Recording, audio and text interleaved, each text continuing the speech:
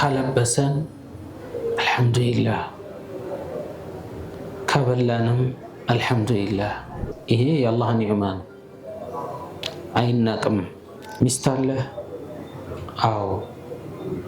መኖሪያ ቤትስ አለህ? አዎ። ታዲያ ደህና ነኝ ትላለህ?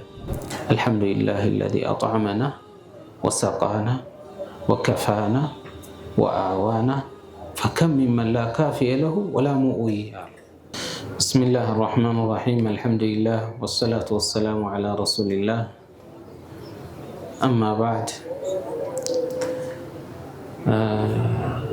ወንድሞቼ፣ አባቶቼ፣ እህቶቼ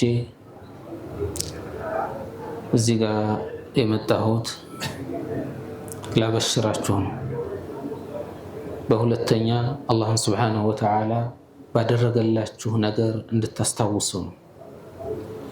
አላህ ለኛ ባደረገልን ነገር ትንሽም ቢሆን ትልቅም ቢሆን ልናስታውሰው ግድ ይላል።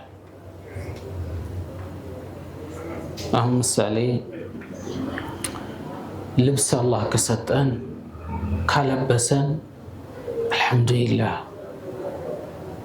ከበላንም አልሐምዱሊላህ፣ ቤትም ከሰጠን አልሐምዱሊላህ። ደረጃው የኒዕማው የሰጠን ሊለያይ ይችላል። ነገር ግን ያደረገልን የዋለልን አላህ መሆኑን መርሳት የለብንም። አሁን እንደዚህ ይላሉ፣ ልብስ የገዛ ሰው ደስታው የአንድ ቀን ነው ይላሉ። ልብስ የገዛ ሰው የገዛው ቀን ነው፣ በቃ የለበሰው ቀን የመጀመሪያ ቀን ደስ ይለዋል።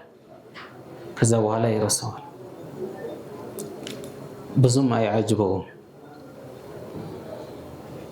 እንደገና ደግሞ ፈረስ የገዛ ሰው ወይንም በዘመኑ መኪና የገዛ ሰው የገዛ ቀን በጣም ይደሰታል።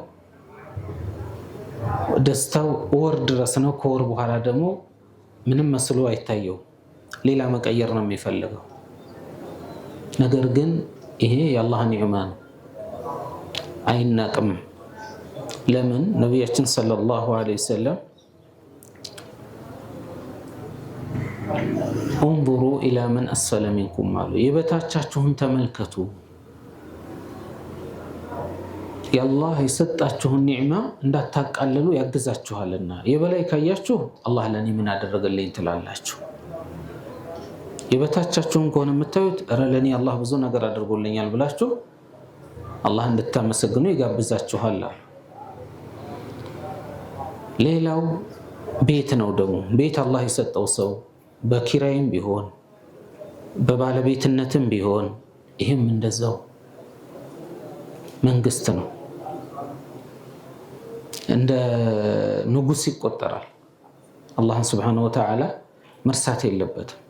እንደውም አንድ ሰውዬ አብዱላህ ብን ዐምር ብን ዐስ የሚባል ጋር መጥቶ እኛ እኮ ምስኪንን ምንም የለንም ምናምን አለ።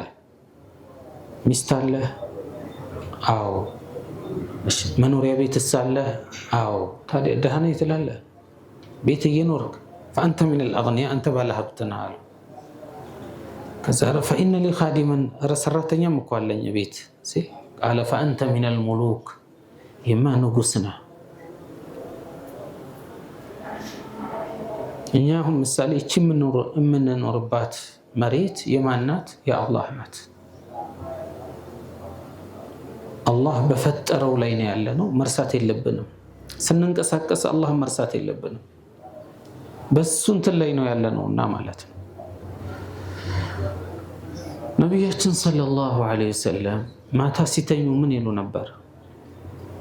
አልሐምዱሊላህ አለዚ አጥዐመና ወሰቃና ወከፋና ወአዋና ፈከም ሚመን ላ ካፊየ ለሁ ወላ ሙኡይ አሉ።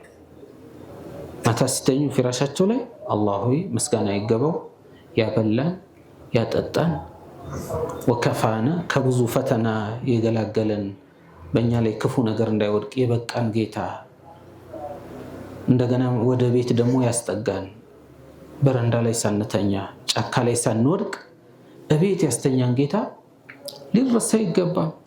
ስንት መጠጊያ ያጣለ፣ በኪራይም ቢሆን ያልቻላለ እና ስለዚህ አላህ የሰጠንን ኒዕማ ያው መጠቀም አለብን። ተጠቅመን ደግሞ ደስተኛ መሆን አለብን። እሱን መርሳት የለብንም፣ ማመስገን አለብን ለማለት ነው። ወላሁ ተዓላ አዕለም። ወሰለላሁ ዐላ ነቢይና ሙሐመድ ወዐላ አሊሂ ወሰሕቢሂ አጅመዒን።